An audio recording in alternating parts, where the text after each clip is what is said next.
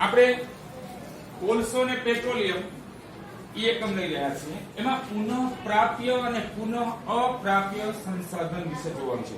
એના માટે આપણે એક ઉદાહરણ તરીકે સમજીએ, એનું એક એક્સપેરિમેન્ટ કરીએ. દાખલા તરીકે આ પેટ્રોલિયમ છે, આ શું છે? પેટ્રોલિયમ. આમ તો આ પથ્થર છે, પથ્થરના ટુકડા છે, પણ અહીંયા મારે તમને એક સમજાવવાનું છે કે પેટ્રોલિયમ એ અપ્રાપ્ય છે કે પુનઃ પ્રાપ્ય છે, એ મારે તમને સમજાવવાનું છે. એટલા માટે મેં તમને આપ્યું છે. હવે જુઓ, આપણે બધાને આમાંથી એક એક ઓલું આપશું. આ છે વર્તમાન પેઢી છે હાલની, તો આપણે એને પેટ્રોલિયમ વિતરણ કરી રહ્યા છીએ. આ લોકો પેટ્રોલનો ઉપયોગ કરે છે. શું કરે છે?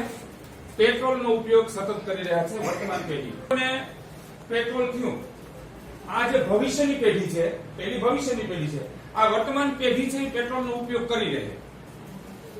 હવે પેટ્રોલ છે એ ખલાસ થઈ ગયું, તો ભવિષ્યની પેઢી શું કરશે? એટલે મિત્રો પેટ્રોલ છે એ પુનઃ અપ્રાપ્ય સંસાધન છે. કેવું છે? તો એનો આપણે ઉપયોગ કેવી રીતે કરવો જોઈએ કે ભવિષ્યની પેઢીને પણ પ્રાપ્ત થઈ રહે એવી રીતે આપણે પેટ્રોલિયમનો ઉપયોગ કરવો જોઈએ.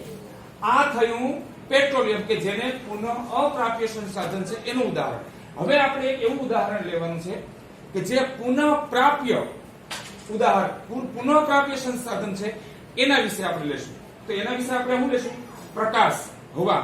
તો હવે આપણે પેલા બહાર બધા જાવું. હવે જો આપણે પુનઃ પ્રાપ્ય સંસાધન વિશે વાત કરવાના છીએ, એનું એક્સપેરિમેન્ટ. તો આ જોઈ શકો છો, આને આપણે પુનઃ પ્રાપ્ય સંસાધન, જેમાં હવા અને પ્રકાશ બે આવશે. આપણે ખુલ્લા હવા વાતાવરણમાં આવ્યા છે. કેમાં આવ્યા? ખુલ્લા વાતાવરણમાં. તો આ દાખલા તરીકે આપણે હવા છે, ઉદાહરણ તરીકે હું આને હવા કહેવાય. તો હું બધાને આપું છું. આ છે અત્યારે વર્તમાન પેઢી છે. કેવી છે? આ વર્તમાન પેઢી છે. જો વર્તમાન પેઢીને આપણે હવા આપી આમાંથી લઈને, સૂર્યપ્રકાશ આપ્યો, છતાં વધ્યું ને? વધ્યું કે ન વધ્યું? જો કેટલું બધું વધ્યું છે. તો હવા છે એ ગમે એટલી આપણે ઉપયોગ કરી, ગમે એટલું વાપરીએ, પણ એ અખૂટ છે. કેવી છે? અખૂટ છે. અને સૂર્યપ્રકાશ પણ કેવો છે? ગમે એટલો વાપરીએ, ગમે એટલો ઉપયોગ કરી, છતાં એ અખૂટ છે. એવી રીતે આને આપણે હવા અને સૂર્યપ્રકાશને આપણે શું કહેશું? તો કે પુનઃ પ્રાપ્ય સંસાધન છે. આ ઉદાહરણ દ્વારા સમજી શકાય. તો આ છે એ ભવિષ્યની પેઢી પણ ઉપયોગ કરશે તો એ ખૂટશે નહીં. પણ આની પહેલા આપણે જોયું કે પેટ્રોલિયમ છે અને કેટલાક ખનીજો છે, એ એક વખત આપણે ઉપયોગ કરીએ તો ભવિષ્યની પેઢીમાંથી ઉપયોગ કરી શકાતું નથી. એ પુનઃ અપ્રાપ્ય છે. અને હવા અને પ્રકાશ છે એ શું છે? પુનઃ પ્રાપ્ય. તો હવે સમજણ પડી ગયા બંને એક્સપેરિમેન્ટમાં, પુનઃ પ્રાપ્ય અને પુનઃ અપ્રાપ્યમાં? Okay, ready. ચલો.